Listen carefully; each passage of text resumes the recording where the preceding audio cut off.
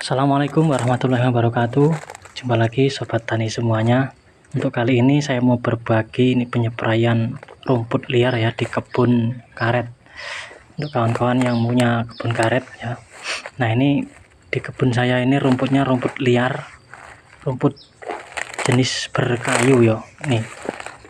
Ini dulunya itu karet dari beli ya, yang tidak disadap kurang lebih setahun. Nah, rumputnya itu sampai merata ya, tidak disemprot, dan rumputnya itu rumput berkayu seperti ini. Ini namanya rumput sipean kalau tempat saya ya, sipek namanya. Nah, ini kan pertumbuhannya itu menjalar ya, beranting tapi menjalar. Nah, triknya ya lur ya, untuk membasmi rumput seperti ini itu jangan sampai dia itu tumbuh rimbun, apalagi sampai rantingnya tua. Kalau rantingnya sudah tua itu akan susah untuk bisa kering. Nah, ini ya, ini yang sudah tua-tua dulu, ini kering. Nah, tapi kalau yang batangnya sudah tua, yang agak ke bawah, nah ini seperti yang besar itu akan susah untuk kering, makanya dia akan muncul tunas terus. Nah, jadi triknya kalau sudah tumbuh kecil-kecil, belum terlalu subur, langsung semprot terus seperti itu. Dan juga ya, kalau di perkebunan karet itu saran saya jangan gunakan herbisida sistemik jenis apapun ya, kalau nggak pengen getahnya itu drop. Saya sudah beberapa kali ya mengalami hal seperti itu. Nah, inilah ya. Nih, ini tanamannya apa kok tanaman, rumputnya ini, rumput sipek. Nah, ini kalau kena kulit ini langsung gosong nih, kulit manusia langsung kayak dibelah no kan ya. Jadi masih seperti ini langsung semprot, jangan sampai terlalu rimbun banget.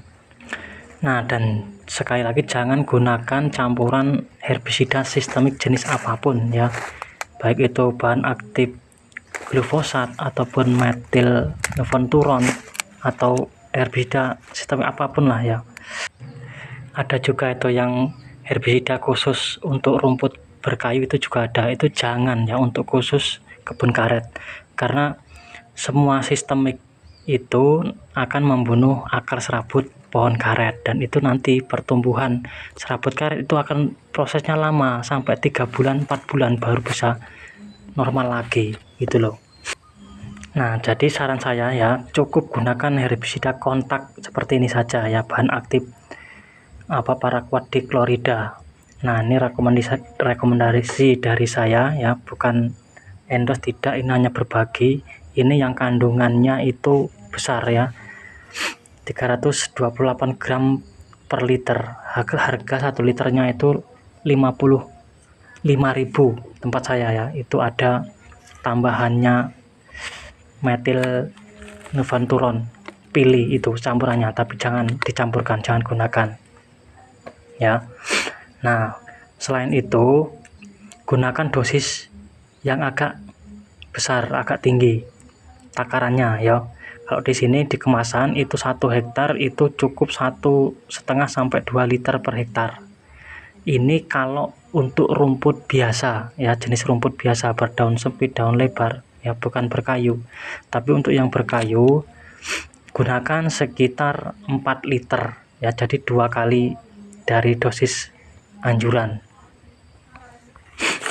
Jadi jangan salahkan produk ya. Mungkin kalau nggak mati itu karena kita ngirit dosis ya, seharusnya tinggi tapi kita gunakannya ngirit ya, malah percuma, kita sia-sia tenaga, sia-sia obat. Nah, terus alternatifnya ya, ini campur dengan ini urea ini ya, urea. Karena urea itu ya, itu kalau diberikan ke tanaman dalam jumlah tinggi, dosis tinggi, itu akan merusak sel-sel jaringan daun. Jadi sama sifatnya kontak, nanti dari kontak dicampur dengan daya kerja kontak ya dari urea ini. Jadi kan urea itu mengandung klor ya, kalau berlebihan untuk tanaman itu akan merusak tanaman. Nah, untuk takarannya ini kebetulan saya punya ini ya, ini ukurannya sekitar 75 ya, kalau muncung 75 mili. Kalau peres ini 70 mili ini takarannya ini ya. Nah untuk urea kita kasih 2 ini ya, jadi sekitar 150 gram untuk ureanya. Yes, takar gini wae lah.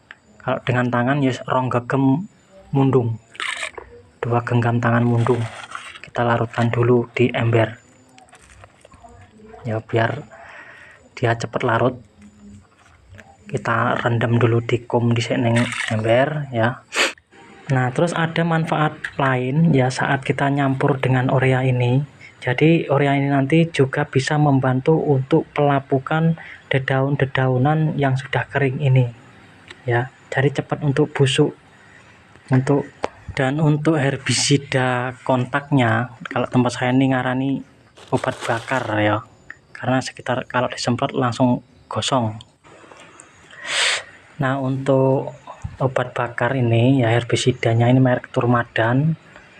Itu kalau dengan tutupnya ini itu kasih 5 tutup ya. Tutupnya ini apa iki 30 mili ini ya, saya pernah menakar ini 30 mili.